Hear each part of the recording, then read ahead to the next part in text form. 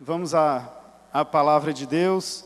Nós estamos estudando uma série sobre 1 Tessalonicenses. Quem não veio domingo passado, o pastor Alcimou abriu a série com o primeiro capítulo, mostrando a igreja de Tessalônica, exemplos maravilhosos ali de como uma igreja deve se portar. E hoje então nós vamos entrar no capítulo 2, e eu gostaria que você abrisse a sua Bíblia, então no capítulo 2 da primeira carta de Paulo aos Tessalonicenses. Primeira carta de Paulo aos Tessalonicenses, capítulo 2, para nós darmos continuidade nessa série.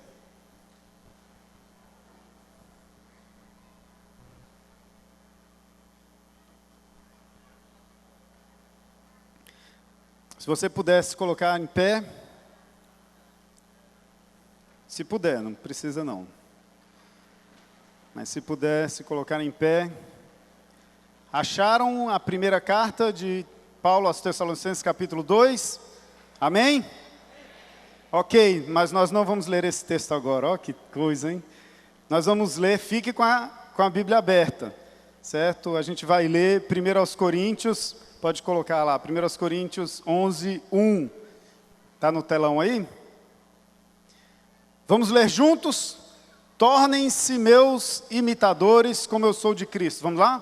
Tornem-se meus imitadores como eu sou de Cristo. Amém? Será que a gente consegue falar isso como uma verdade?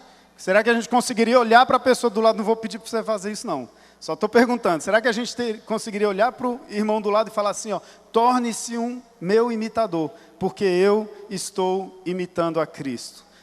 Pode sentar. Mantenha a sua Bíblia aberta na segunda carta de na primeira carta de Paulo aos Tessalonicenses, capítulo 2. Vamos orar. Senhor Deus e Pai, eu peço que o Senhor continue falando aos nossos corações agora. Queremos abrir o nosso coração e a nossa mente, entregar ao Senhor, que o Teu Espírito Santo faça a obra neste momento, toda desatenção possa ser tirada fora e que a gente possa realmente se voltar agora totalmente para aquilo que o Senhor tem a ministrar nos nossos corações. Eu peço que o Senhor use a minha vida aqui e que a gente possa sair daqui hoje, Senhor, mais empolgados com o Teu Evangelho, mais motivados a sermos discípulos do Senhor, a sermos parecidos com Jesus e podermos impactar essa cidade e até mais do que isso, Senhor. É o que nós pedimos no nome de Jesus. Amém. Amém. Paulo, ele tinha uma vida com Cristo, uma vida cristã, um exemplo de evangelho tão forte. A vida dele demonstrava tanto a capacidade dele de viver aquilo que Cristo esperava, que ele podia com ousadia falar isso. Gente, olha para mim, eu estou imitando Cristo. Imitem o que eu estou fazendo, porque eu estou imitando a Cristo. Não que ele não tivesse erros, não que ele não tivesse falhas, né? Ele mesmo fala que ele esmurrava o próprio corpo para não ser encontrado em pecado, em erro. Ele mesmo fala que aquilo que ele queria não era o que ele fazia, aquilo que ele fazia não era o que ele queria. Mas essa busca tão forte de viver o evangelho pleno, integral, um evangelho dinâmico, um evangelho que transforma, isso era tão forte em Paulo, essa busca era tão forte, que mesmo com essas lutas, com essas dificuldades, ele falava, gente, olha para mim, porque eu estou imitando a Cristo. E é isso que nós temos que fazer, imitar a Cristo. E às vezes nós precisamos olhar para algumas pessoas que estão imitando a Cristo, sabendo que o nosso alvo é Cristo, porque se aquela pessoa errar, a gente sabe que aquele errou, é humano, pode errar, mas Cristo é o nosso alvo. E Paulo aqui no segundo capítulo da primeira carta aos Tessalonicenses, deixa muito evidente posturas de alguém que realmente imita a Cristo. E ao olhar para essas posturas de Paulo, a gente pode então olhar para a nossa vida e falar, será que eu realmente estou tendo posturas de alguém que imita a Cristo? Então, começando, a gente vai ver a postura de Paulo quanto ao Evangelho, a relação dele com o Evangelho. E a primeira coisa que a gente vê já no início do capítulo, no verso 2, é que ele tinha uma relação com o Evangelho perseverante e corajosa. 1 Tessalonicenses 2:2 diz assim: apesar de termos sido maltratados e insultados em Filipos, como vocês sabem, com a ajuda de nosso Deus tivemos coragem de anunciar-lhes o Evangelho de Deus em meio a muita luta. Paulo chegou em Tessalônica, vindo de Filipos, passou por mais 2 cidades, mas a última experiência dele forte ali tinha sido em Filipos, onde ele foi açoitado, foi maltratado, foi injuriado, foi caluniado, foi jogado no cárcere interior, ele juntamente com Silas, ele sofreu muito por pregar o Evangelho, estava com as costas, com certeza quando ele chegou em Tessalônica, ele ainda tinha marcas dos açoites que ele levou, mas ele diz ali que mesmo com todo esse sofrimento, mesmo ele tendo sido maltratado e insultado, mesmo tendo sofrido tudo isso, ele não desistiu de falar do Evangelho. Ele não desistiu de pregar, ele não desistiu de ser exemplo, ele não desistiu de proclamar. Então, com isso, ele demonstra uma perseverança que nós precisamos ter. Demonstra também uma coragem, porque ao chegar em Tessalônica, ele não sabia o que ele ia encontrar. A possibilidade dele passar por tudo de novo era muito grande. Imagina você ainda sentindo as dores, ainda esperando a recuperação física, você fala assim: eu vou enfrentar de novo, com coragem, porque Deus quer que todos sejam salvos, e eu vou atrás de pregar e de anunciar o Evangelho. Paulo anunciava com perseverança e coragem, e essa postura de Paulo faz a gente então olhar para a gente e pensar: será que nós estamos vivendo essa perseverança, essa coragem? Muitas vezes a gente tem até medo de falar que é cristão. A gente acaba sendo ao invés de ser embaixador de Cristo, né? A gente passa a ser um agente secreto. Ninguém no trabalho sabe que a gente é crente. Ninguém na escola sabe que a gente é crente. Medo de ser caluniado, medo de ser rejeitado, medo de ser abandonado, medo de perder os amigos, medo de perder as saídas que são tão legais, com os amigos do trabalho, e a gente então se esconde e não tem a coragem de Paulo de falar assim: esse é o Evangelho que eu creio, esse é o Deus que eu creio, esse é o Deus que eu sirvo a um Jesus que veio, que morreu, que ressuscitou, e que transforma, e que mudou a minha vida, pode mudar a sua vida, sem medo de que as pessoas então ao ouvirem isso, achassem ele estranho, radical, diferente. Mas muitas vezes a gente tem medo. Muitas vezes também a gente não tem perseverança, desiste cedo. A gente começa a orar por alguém, a gente começa a testemunhar para essa pessoa, e a pessoa não dá sinais de aceitar o Evangelho, não dá sinais de querer se entregar para Cristo, ou até talvez alguém que já se converteu, já entregou a sua vida a Cristo, mas tem vivido uma vida mais mundana do que cristã. E a gente então começa a discipular, a ensinar, a cuidar daquela vida, e de repente a vida não demonstra sinais de mudança, e a gente desiste. Falta perseverança, falta coragem no nosso Evangelho. E Paulo aqui nos dá um alerta, nos dá um grito, dizendo: olha, vocês sabem que apesar de eu ter sido maltratado, apesar de eu ter sido insultado, de eu ter sido açoitado, de eu ter sido castigado, de eu ter sido rejeitado, eu não desisti de mostrar que eu sou um servo de Deus. Eu permaneci perseverante e corajoso. A postura de Paulo que nós devemos imitar: perseverança e coragem com relação ao Evangelho. Paulo também tinha um compromisso com a verdade. Ele tinha um compromisso com o Evangelho verdadeiro, com o fundamento correto, com o fundamento que é Cristo. Ele fala assim no verso 3: pois nossa exortação não tem origem no erro, nem em motivos impuros, nem temos intenção de enganá-los. E aqui eu quero dar destaque ao não tem origem no erro. A origem, a base, aquilo que Paulo pregava, o início da mensagem, o fundamento era Cristo. O fundamento da nossa mensagem, o fundamento do nosso testemunho, o fundamento da nossa vida tem que ser Cristo. quantas vezes a gente dá outro fundamento, né?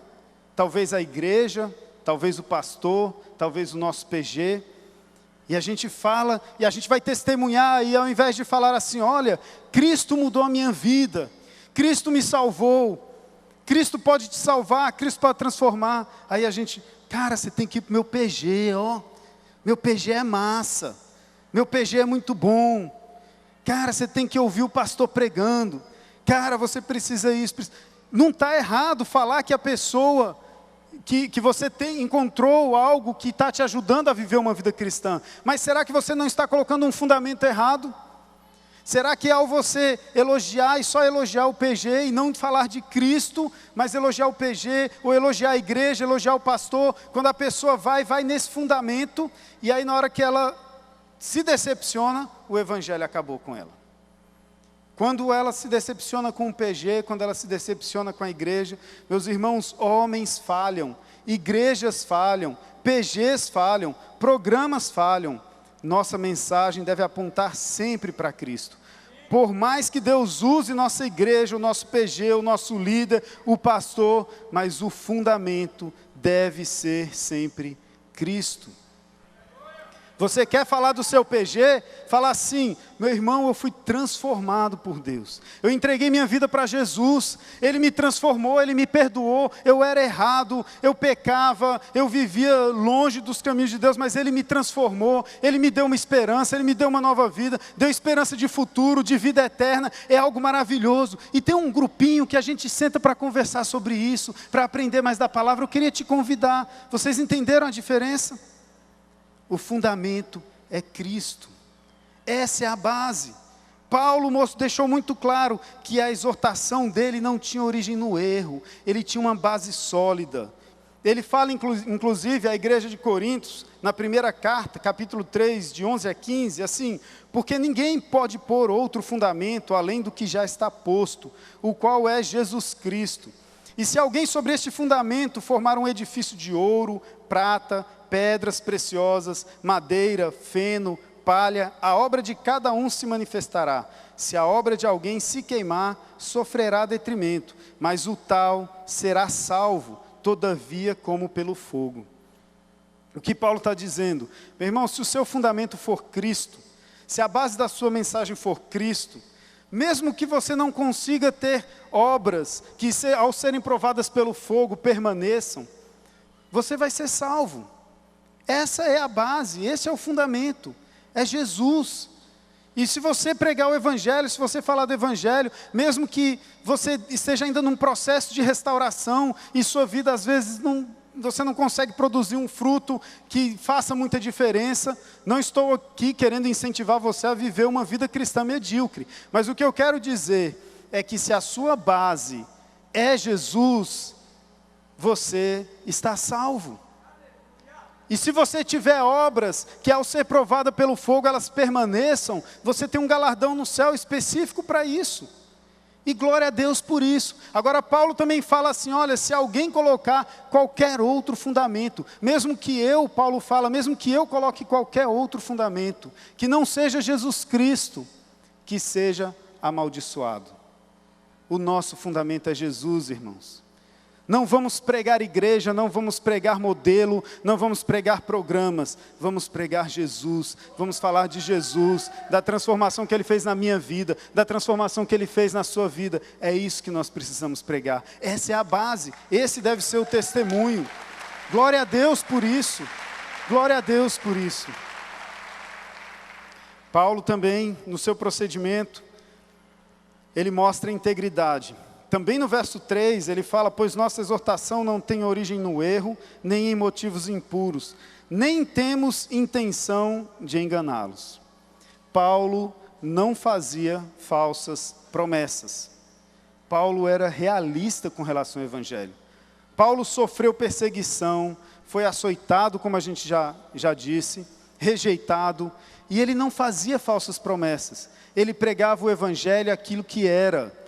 Ele prometia aquilo que Deus realmente prometia, que nós vamos ressuscitar no último dia, que nós vamos viver no céu, que as nossas lágrimas serão enxugadas, que Deus ia nos transformar de glória em glória. Paulo nunca prometeu prosperidade financeira, nunca prometeu que você vai ser curado de todas as doenças, mas às vezes a gente entrega um evangelho enganoso, porque o nosso desejo é tão grande que a pessoa se salve, é tão grande o nosso sentimento, às vezes a gente vai mais pelo coração do que realmente pelo evangelho em si. E às vezes a gente dá mais palavras de autoafirmação para a pessoa do que as palavras do evangelho verdadeiro. Paulo nunca se deixou enganar com palavras de autoafirmação. E nós também não devemos deixar nos enganar. Quantas vezes a gente chega para alguém e a pessoa vem contando uma dificuldade, talvez uma doença, alguma coisa assim, e no nosso coração a gente quer que aquela pessoa, a gente quer que a pessoa seja curada, mas Deus de repente tem um propósito naquela doença. Mas a gente com o coração inflamado, a gente, olha, Deus vai te curar, Deus vai te curar. Meus irmãos, Deus pode curar, mas a mensagem aqui é o seguinte: você tem certeza que Deus quer curar aquela pessoa? Se você tiver certeza, meu irmão, declare, fale sem medo, porque Deus vai curar. Mas muitas vezes a gente cai no engano do nosso coração, que é corrupto, que é enganoso. E às vezes fala mais do que deveria falar. Deus chega a falar no Velho Testamento, dizendo assim: olha, profeta, se você teve um sonho, diga que é sonho. Não vai dizer que foi eu que mandei falar, não. Você teve um sonho, diga que foi sonho. Vai ficar dando palavra que não é do Senhor? Não quero dizer aqui que Deus não fale através das pessoas. Existem testemunhos e testemunhos. Eu já ouvi aqui o pastor Armando contando que quando veio para essa propriedade, existia um certo receio com relação à segurança, e um irmão chegou para ele e falou: olha, Deus está falando, eu colocarei um muro de fogo em volta dessa propriedade, nenhum mal vai acontecer. Profecia do Senhor. Existe, meu irmão, existe. Mas será que às vezes a gente está falando mais do coração do que algo que Deus realmente... Por isso tão importante a gente viver intimidade com Deus. Tão importante para a gente discernir aquilo que realmente vem de Deus, ou que simplesmente vem de um coração amoroso, que quer ajudar, que não quer ver a pessoa sofrer. Mas não é exatamente aquilo que Deus está esperando. Paulo também nos ensina através da sua postura, com relação à sua motivação. A motivação de Paulo em pregar o Evangelho, a motivação de Paulo em ser testemunha, a motivação de Paulo em transformar vidas.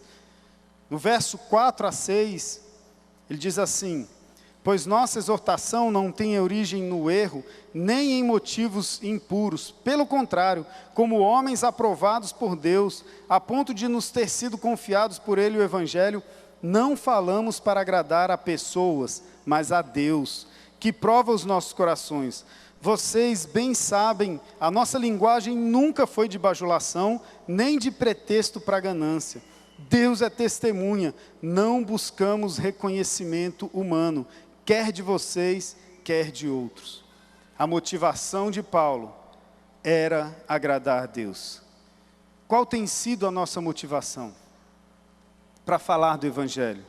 Muitas vezes a gente tem motivações erradas, ou até motivos impuros, Por exemplo, agradar, as pessoas é um motivo impuro, e às vezes Deus quer dizer algo forte, firme, Deus quer exortar, Deus quer dar uma palavra dura para alguém que está vivendo em pecado, e a gente tem medo de que a pessoa vai rejeitar a gente.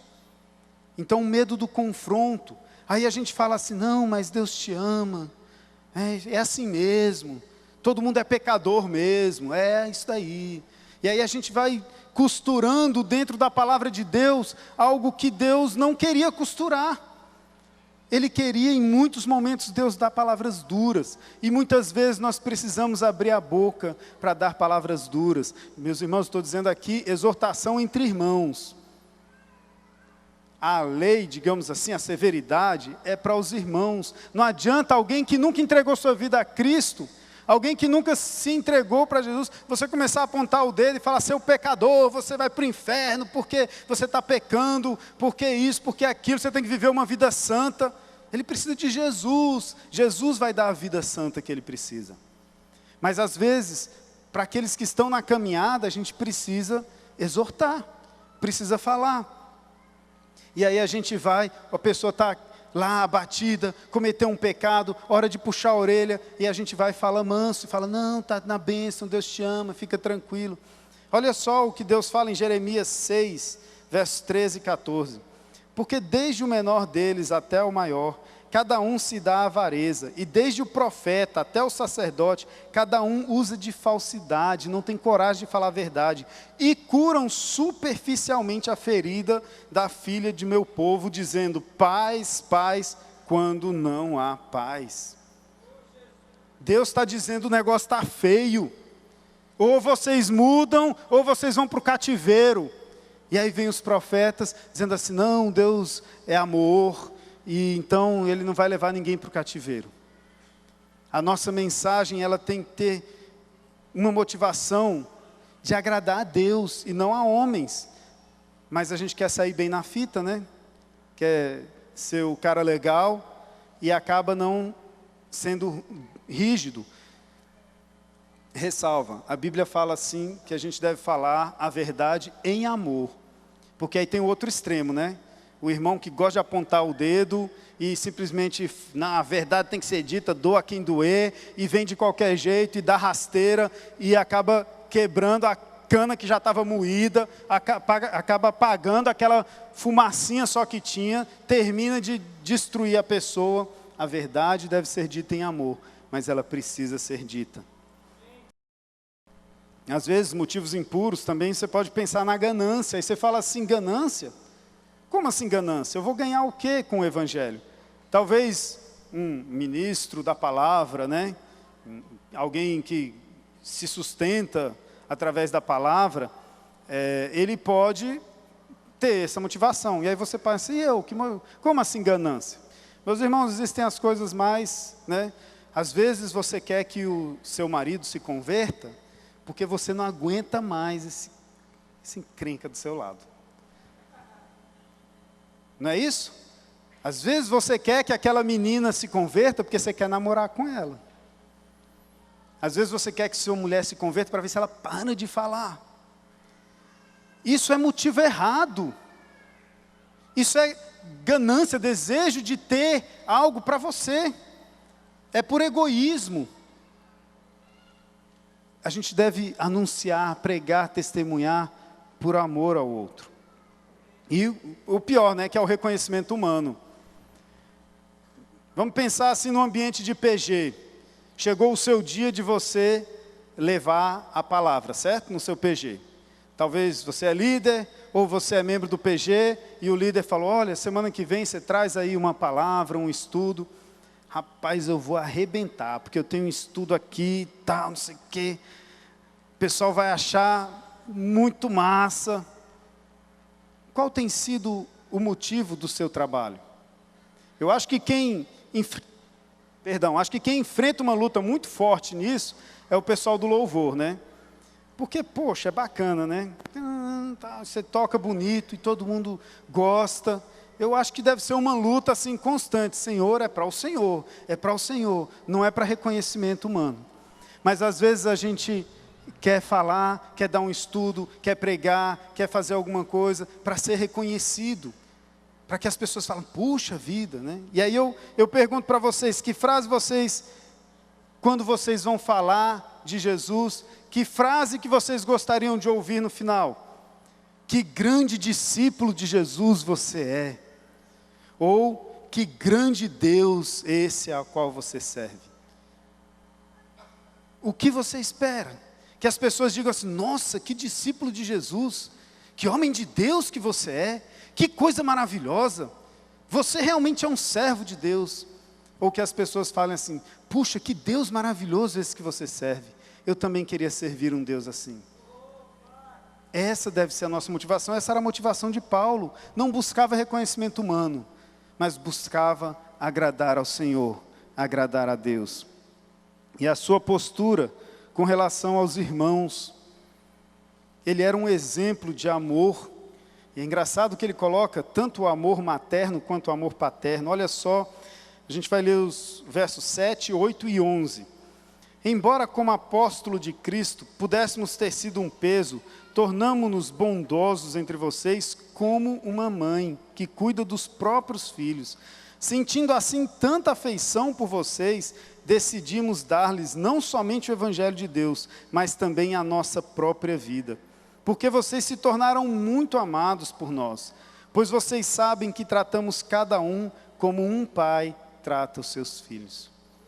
É interessante a gente ver Paulo, um homem duro, um homem rígido, um homem que falava de forma, às vezes, dura e forte.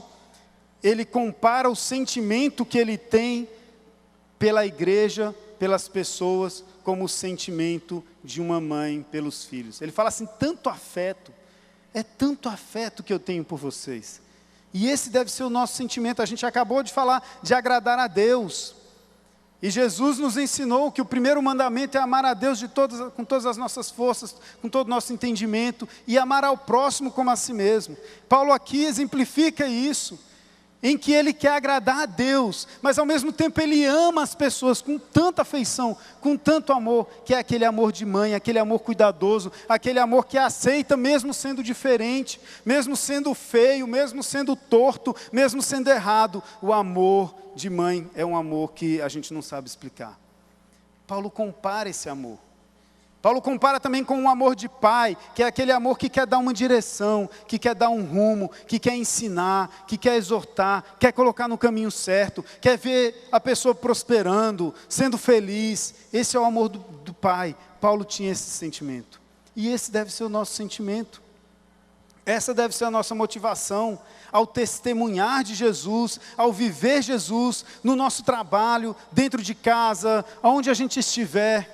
A gente deve olhar com olhar de amor, de compaixão. Era isso que Jesus fazia.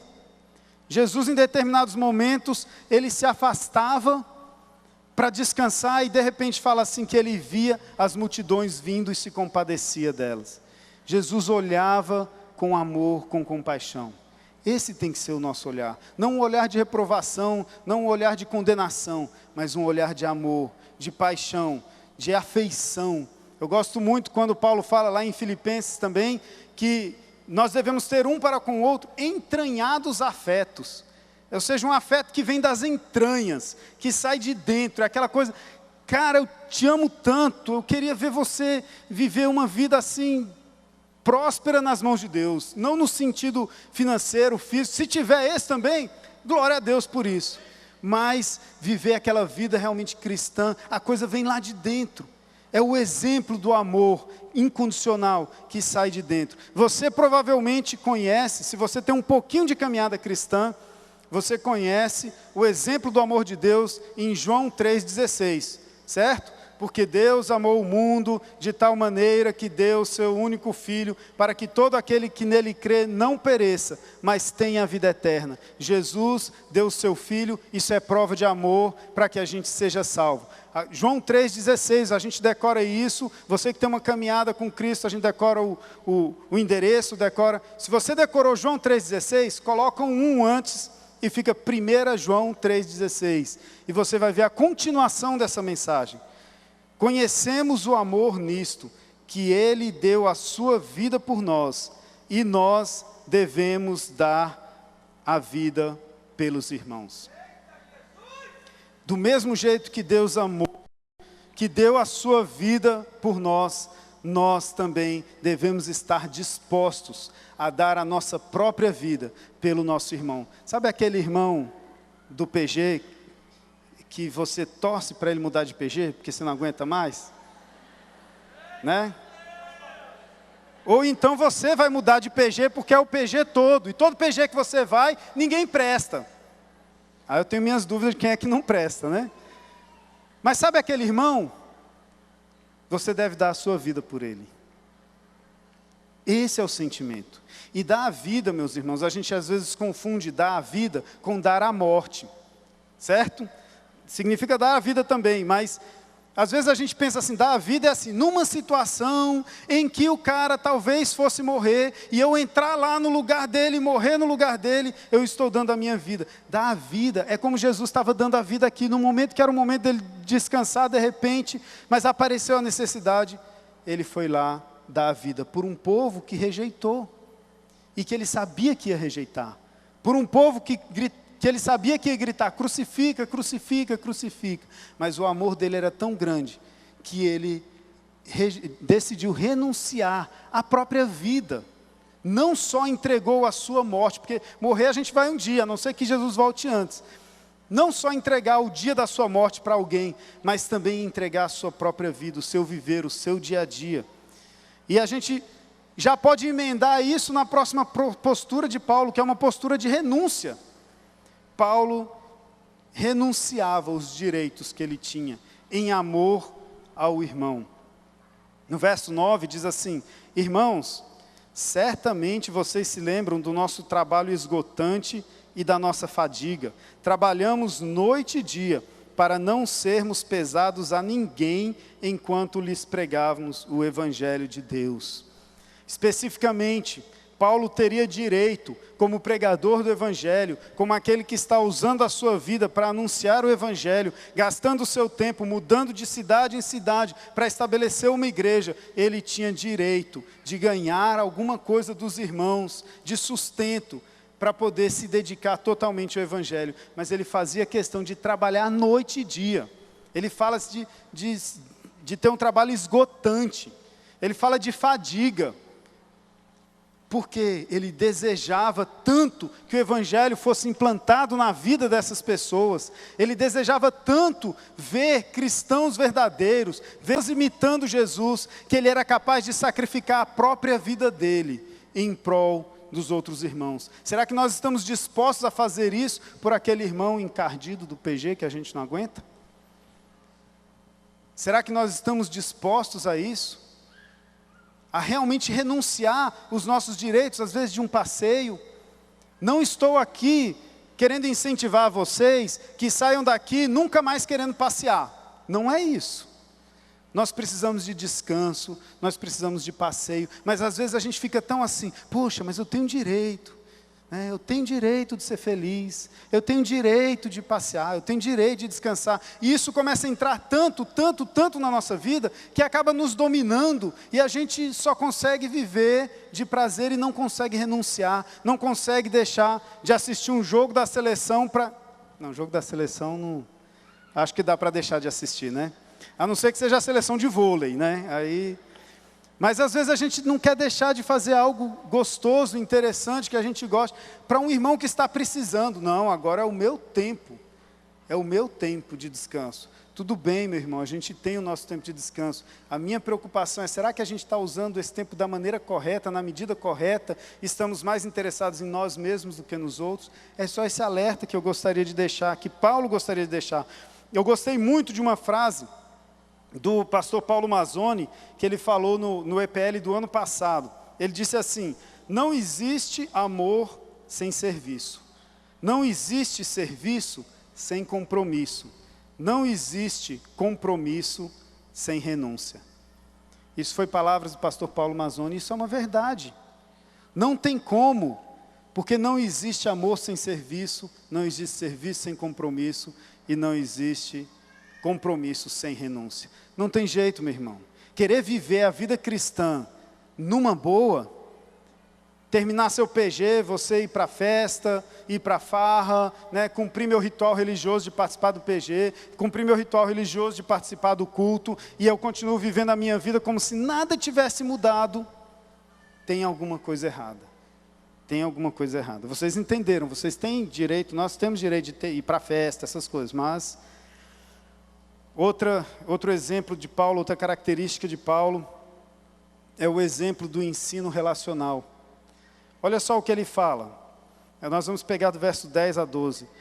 Tanto vocês como Deus são testemunhas de como nos portamos de maneira santa, justa e irrepreensível entre vocês, os que creem. Pois vocês não sabem que tratamos cada um como o pai trata os filhos, exortando, consolando e dando, vocês sabem, e dando testemunho para que vocês vivam de maneira digna de Deus que os chamou para o seu reino. Paulo tinha tanto conhecimento teológico, ele tinha tanta profundidade no conhecimento da Bíblia, ele tinha tanta facilidade de falar e argumentação, que ele podia simplesmente pregar. Simplesmente. Abro a Bíblia e prego, minha mensagem está aqui, pregada a mensagem. Ele faz questão de dizer, olha, vocês viram como eu me portei diante de vocês. Como foi o meu comportamento, o meu dia a dia, de maneira santa, de maneira justa e irrepreensível. Paulo não pregava sobre isso simplesmente, ele vivia. Aquilo que ele pregava era atestado pela vida dele. E ele faz questão de dizer que ele dava testemunho, um testemunho vivo. Às vezes a gente prepara estudos tão bonitos. Vamos fazer um estudo sobre 1 Coríntios 13 e falar sobre amor, porque o amor é paciente, é longânimo, é benigno, o amor isso, o amor aquilo. E a gente não consegue amar o próprio filho, não consegue amar a esposa, não consegue amar o marido, não consegue amar as pessoas que estão à nossa volta. Que adiantou essa palavra vazia? Paulo mostra que se a gente quer ensinar alguma coisa, e aqui vai uma palavra talvez mais específica, para os pais e para os líderes de pequenos grupos, líderes de ministérios, de pequenos grupos e para os pais. Se você quer ensinar alguma coisa, ensine pelo exemplo. Ensine pelo exemplo. Até no EPL, a gente estava falando para um grupo de líderes de adolescentes, e veio a pergunta assim, o que pode acontecer num pequeno grupo de adolescentes? Tipo assim, a gente pode ver um filme, pode não sei o que e tal. E eu estava falando para eles assim, olha, tem que acontecer algo que reflita a mensagem que você está pregando. Então, se você quer falar sobre amor, 1 Coríntios 13, e tem um menino lá que está com dificuldade em português, está tirando nota baixa, coisa assim, no próximo PG, vai todo mundo ajudá-lo a aprender português. Vai ser isso o PG, próximo PG. Você não vai estar ensinando português, você vai estar ensinando amor. Aí depois você abre a Bíblia e fala de 1 Coríntios 13, e fala, olha, amar o outro, a gente gastou um tempo aqui dedicado a você, única e exclusivamente a você. Paulo era o exemplo, apesar de ter todo o conhecimento formal e teológico e poder ficar só no discurso, ele vivia o Evangelho de forma viva, para mostrar para os outros como é o Evangelho verdadeiro. Tudo isso na vida de Paulo, toda essa postura dele de renúncia, de sacrifício, de se entregar, de se doar, toda essa vida de Paulo, de viver um exemplo, isso só podia produzir resultados maravilhosos.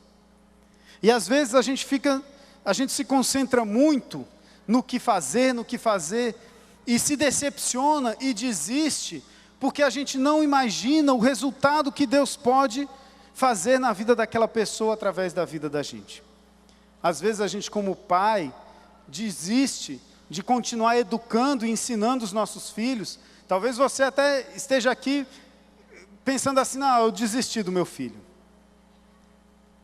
Filhos que vivem no mundo, ou filhos usuários de droga, ou filhos voltados para a bebida, e você está entregando os pontos, está desistindo.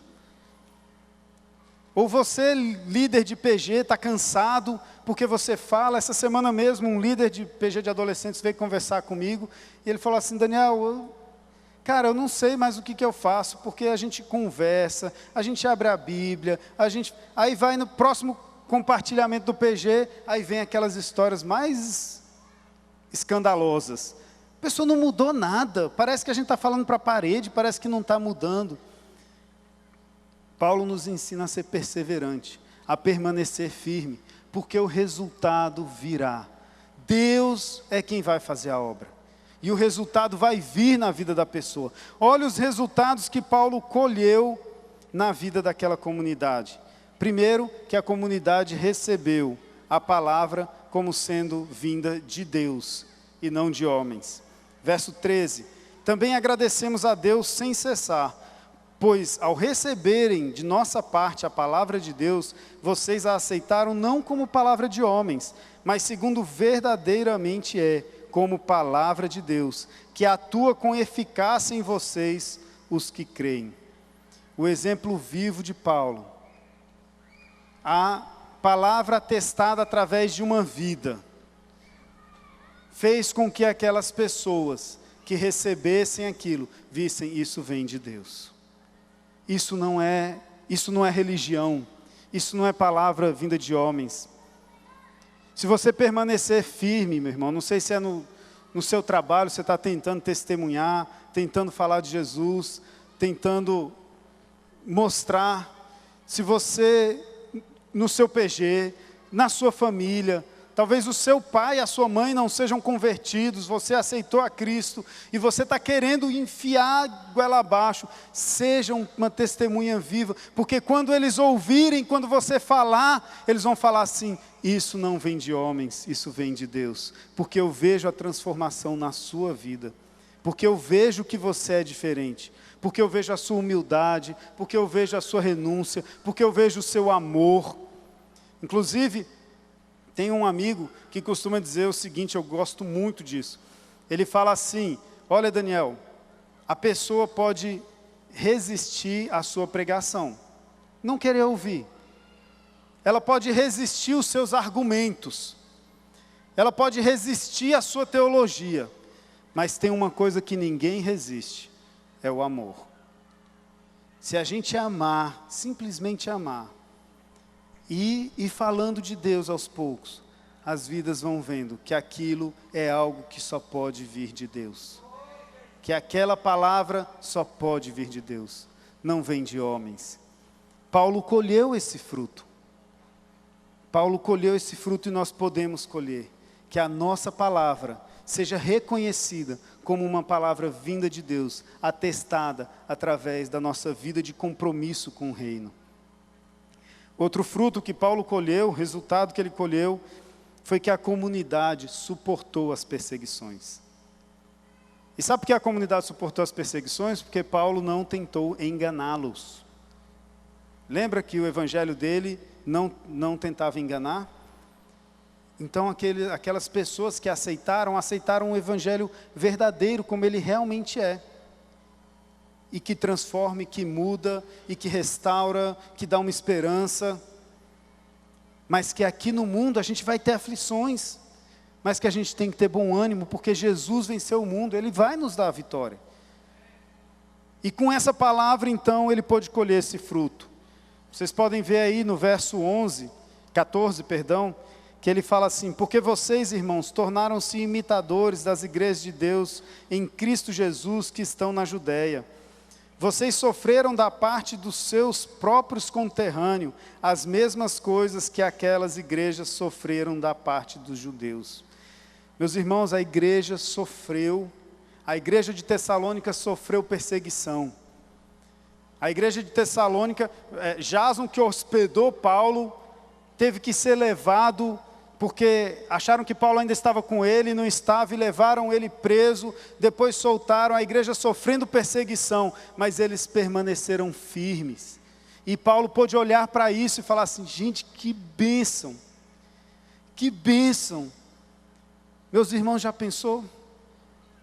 Essa pessoa, ou essas pessoas para quem você está tentando testemunhar, tentando falar de Jesus, tentando discipular, tentando dar uma vida cristã mais autêntica, mais firme, você lá na frente, olhar, ver a pessoa passando por uma tribulação, por uma perseguição, e ela continuando firme, e falando, não, eu estou firme em Deus.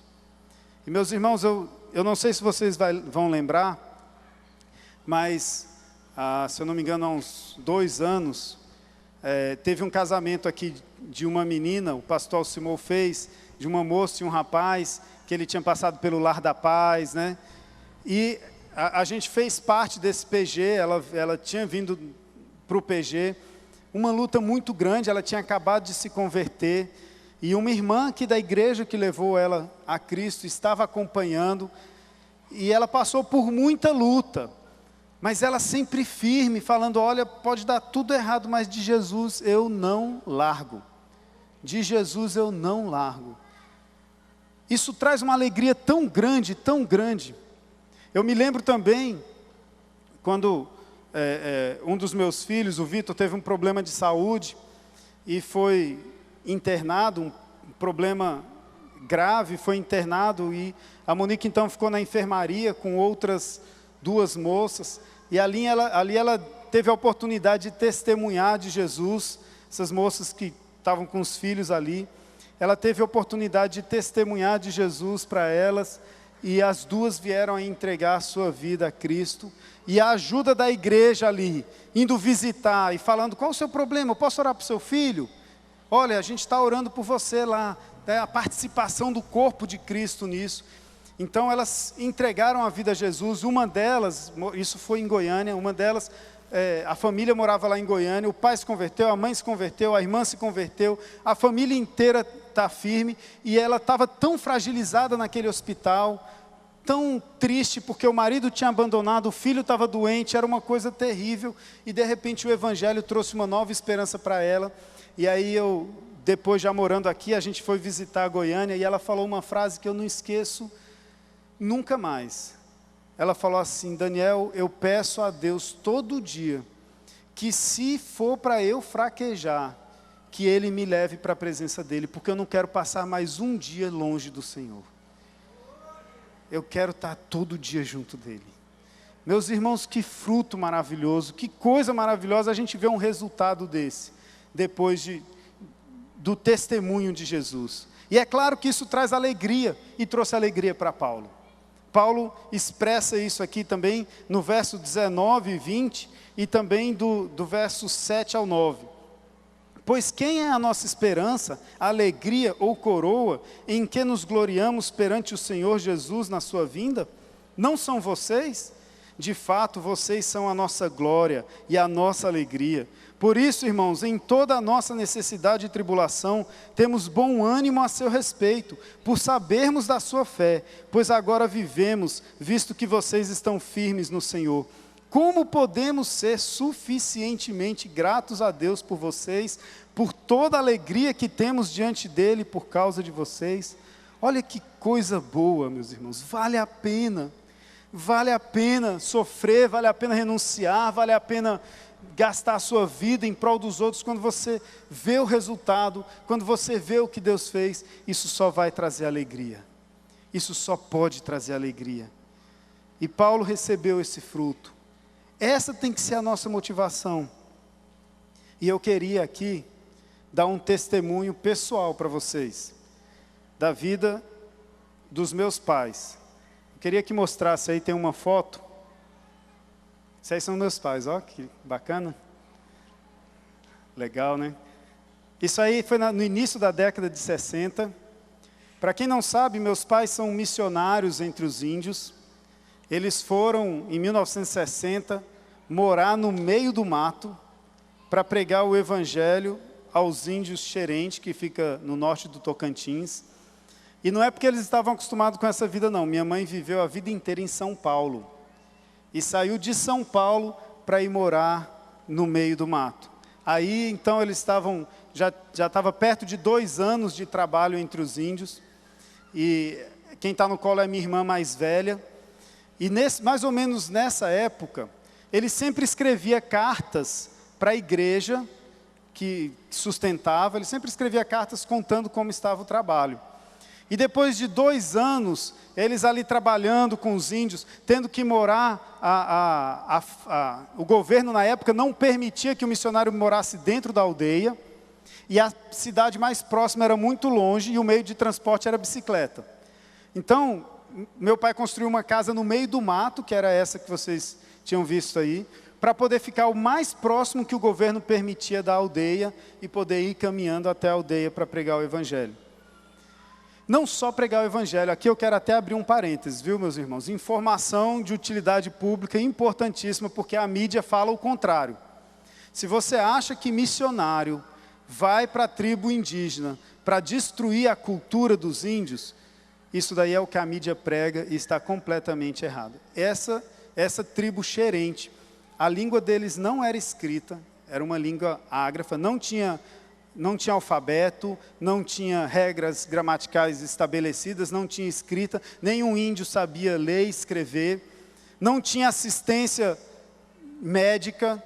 Hoje até o governo dá uma assistência médica, mas na época eles foram, e os meus pais, juntamente com outro casal, o pastor Gunter Carlos e dona Wanda, fizeram um trabalho de criar toda a fonética dos índios. Eles não foram lá impor o português, impor que eles aprendessem português, aprendessem a ler em português. Eles criaram a grafia, a fonética, a escrita da língua xerente, ensinaram os índios a lerem na própria língua, ensinaram os índios a guardarem as suas histórias, né, as suas lendas por escrito. Hoje, inclusive, tem um índio fazendo faculdade de história, para poder realmente montar um documento da história indígena. Então, é um povo que está com a sua língua preservada, porque os índios falam, escrevem e leem na língua deles.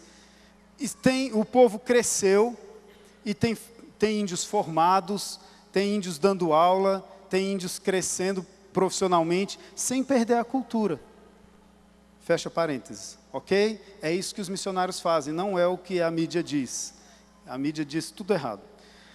Então, voltando, ali eles, naquele momento, 2 anos de trabalho, estão sentindo que não tinha resposta, que os índios não queriam. Então, numa das cartas, eu fui lá fuçar e ler as cartas que meu pai escrevia para as igrejas. Oh, coisa gostosa. Eu achei algo assim muito precioso, que foi justamente um momento em que ele estava pensando em desistir, porque ele não encontrava desejo em nenhum índio de querer ouvir o evangelho, não encontrava nenhuma resposta, já há 2 anos trabalhando lá. Aí ele escreveu assim, no meio da carta, ele diz assim: Satanás tem segurado fortemente esses índios em suas mãos. Meu pai nessa época tinha 27 anos. Satanás tem segurado fortemente esses índios em suas mãos. Eles mesmos não cooperam o mínimo para o progresso da obra e seu bem-estar e salvação. Nós lutamos sozinhos. Ficamos às vezes desanimados, sem coragem para enfrentar as responsabilidades e desbaratarmos os inimigos e empecilhos que temos pela frente. Mas de repente, um sentimento de conforto domina os nossos corações. Deus quer que todos os homens se salvem e venham ao pleno conhecimento da verdade. Sim, Deus quer, Deus pode, Deus nos capacitará suficientemente. Ele derrotará o inimigo, desfazendo as suas ciladas. As montanhas de dificuldade se derreterão em sua presença. Ele abrirá as portas e limpará os óbices do caminho. E finalmente somente Ele, fará a obra. Glória a Deus, glória a Deus, glória a Deus, glória a Deus. Meus irmãos, graças a Deus, meu pai não desistiu. Nem o meu pai, nem o pastor Gunter. Continuaram lá. E hoje a igreja xerente é uma igreja verdadeira. Os índios têm seus líderes, seus pastores, fazem até viagens missionárias para pregar em outras tribos, em outras aldeias. A igreja existe de verdade. E agora em 2007, 45 anos depois, eles entregaram o Novo Testamento totalmente traduzido para a língua xerente. E em 2007 agora teve uma festa linda. Eu acho que imagem traduz mais do que palavra. Eu queria mostrar uma foto do momento de alegria desses índios ao receberem a palavra de Deus na língua deles. Foi um momento mágico que eu gostaria muito de ter estado lá, não pude. Esses são meus irmãos que estão aí junto com os índios. É o fruto colhido depois do trabalho, depois da luta, depois de entender que Deus vai fazer a obra. Pode ser que eles não queiram, pode ser que o seu filho não queira, pode ser que o seu marido não queira, pode ser que sua esposa não queira, pode ser que o seu PG não queira, mas Deus quer e Ele vai te capacitar, Ele vai te renovar e Ele vai fazer a obra no nome de Jesus. No nome de Jesus. Para a glória de Deus. Eu quero terminar com o Salmo 126, 5 e 6, que reflete isso. Aqueles que semeiam com lágrimas, com cantos de alegria colherão. Aquele que sai chorando enquanto lança a semente, voltará com cantos de alegria, trazendo os seus feixes. Glória a Deus por isso, meu irmão, glória a Deus. Eu gostaria de orar com os irmãos, e gostaria que a gente tivesse aqui um momento específico, talvez até fazer uma baguncinha santa, da gente se colocar diante de Deus. Você que tem sentido um desânimo, você que tem sentido um cansaço, que pensou talvez na semana em desistir do seu filho, desistir da sua mulher, desistir do seu marido, desistir do seu pai, da sua mãe, desistir do seu PG. Eu quero que a gente ore agora, que a gente juntos se dobre diante do Senhor, clamando a Deus que Ele renove as nossas forças, que Ele traga um novo ânimo, que Ele nos faça ter uma visão de fé, como Paulo, sabendo que lá na frente a gente vai colher o fruto. Eu gostaria que, se você está com esse sentimento, você se levantasse agora, para que a gente possa orar. Você que quer realmente orar, para Deus renovar as suas forças, como líder, como pai, como mãe, como esposa, se coloca de pé na presença de Deus, se coloca de pé diante de Deus, porque Deus vai fazer a obra na sua vida, Deus vai renovar o seu coração, Deus vai renovar a sua mente. Senhor Deus e Pai, nós estamos diante do Senhor agora, que é um Deus todo-poderoso. Oh Pai, a obra é tua, Senhor, é o Senhor que quer, é o Senhor que deseja, o Senhor que nos chamou. Pai, cada um aqui que está de pé, deseja sinceramente do fundo do coração, viver uma vida, Pai, de exemplo, de transformação, uma vida que realmente venha impactar o mundo. Mas Senhor, as dificuldades têm sido grandes, Senhor Deus.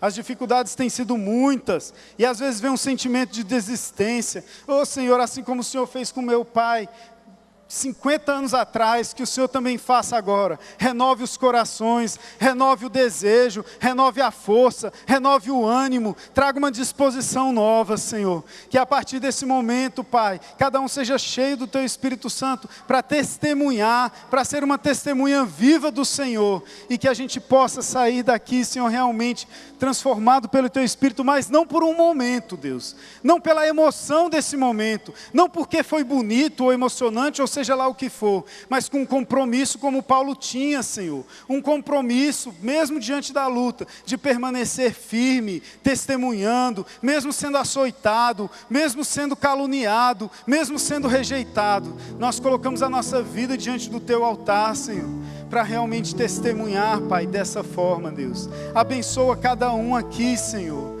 Oh Pai, abençoa, eu te peço no nome de Jesus, no nome de Jesus. Eu queria também dar oportunidade, eu não posso deixar de falar isso.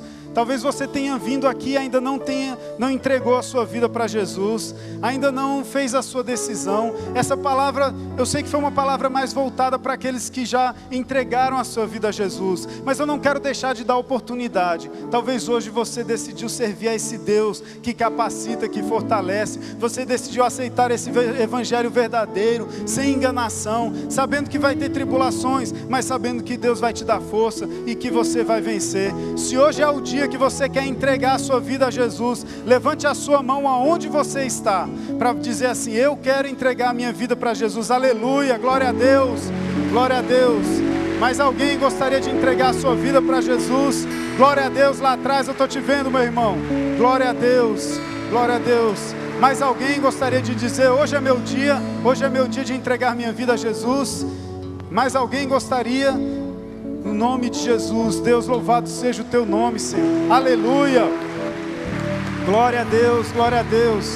Aleluia, aleluia. Você que fez a decisão por Jesus, não deixe de passar no espaço conexão ali atrás. Alguém vai orar com você, vai entregar uma literatura, vai te ajudar, vai te direcionar para um PG. Esteja firme no PG. Você, líder de PG, não desista, continue firme. Deus vai te usar, Deus vai usar o seu PG para ser luz nesse mundo. Deus, obrigado, Senhor. Obrigado por essas vidas que se entregaram ao Senhor. Obrigado pelo que o Senhor fez aqui essa noite. Que a gente possa sair daqui e impactar essa cidade, impactar as pessoas que estão à nossa volta, o nosso trabalho, a nossa família, a nossa escola, a nossa universidade. Obrigado, Senhor, no nome de Jesus, Pai. Amém, Senhor. Amém. Glória.